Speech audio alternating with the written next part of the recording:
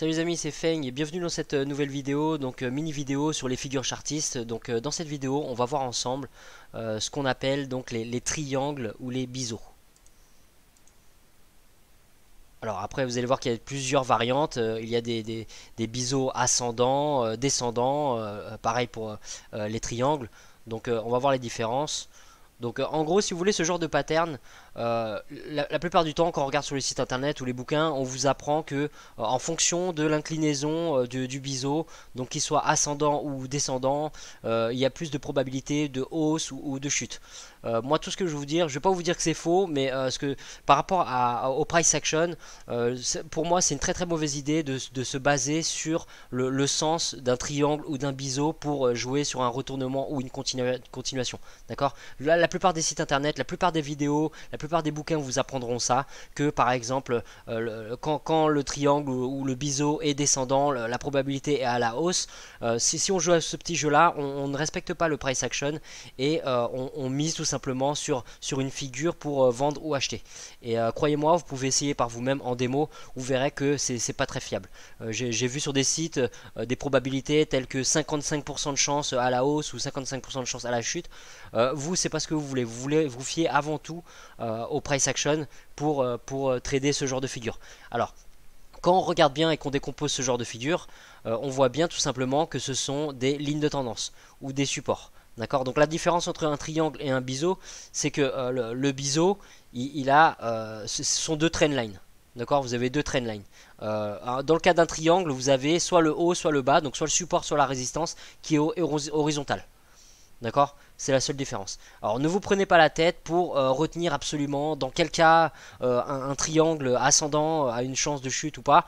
Ce que vous voulez faire, vous, pour vraiment mettre toutes les chances de votre côté, c'est de vous dire, à partir du moment où vous avez ce genre de figure chartiste, vous attendez de voir toujours une cassure et un retest au niveau du price action, que ce soit sur le support ou la résistance. D'accord? Vous n'allez pas vous limiter à vous dire, bon bah voilà, la figure elle est comme ça, donc la proba c'est que ça parte comme ça. Non, non, vous allez vous dire que la figure elle est comme ça et moi ce que je vais faire c'est que je vais surveiller mon prix.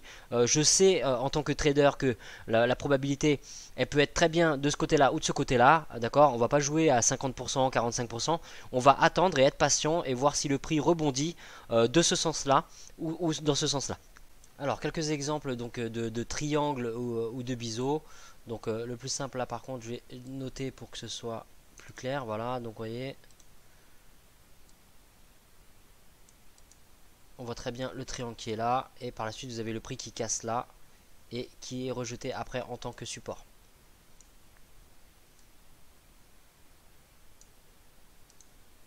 Ici également.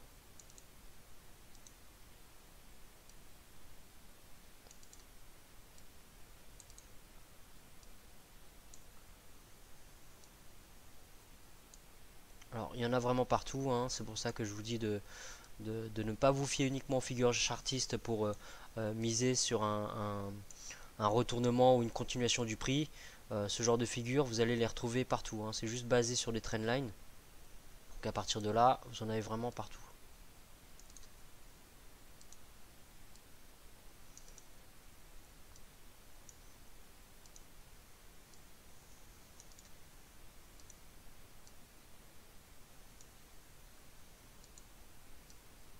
Voilà, donc vous voyez, il y en a vraiment partout.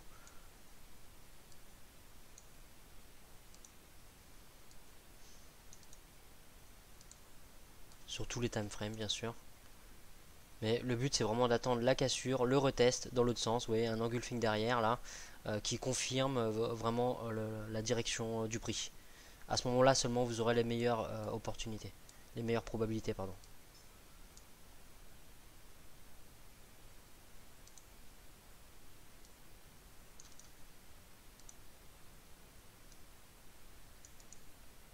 Donc la figure comme je l'ai dit elle sera jamais parfaite. Mais le tout c'est de comprendre vraiment où se trouve votre niveau de support et où se trouve votre niveau de résistance. Voilà les amis, c'est la fin de la vidéo, donc j'espère que ça vous a plu. Pensez à vous abonner à la chaîne pour ne pas louper les prochaines vidéos. J'ai encore pas mal de vidéos d'analyse ou de connaissances techniques donc à vous montrer. Et voilà, donc si vous avez des questions, n'hésitez pas à les laisser en commentaire. Mettez un petit pouce bleu si vous avez apprécié. Et voilà, donc on se retrouve très bientôt.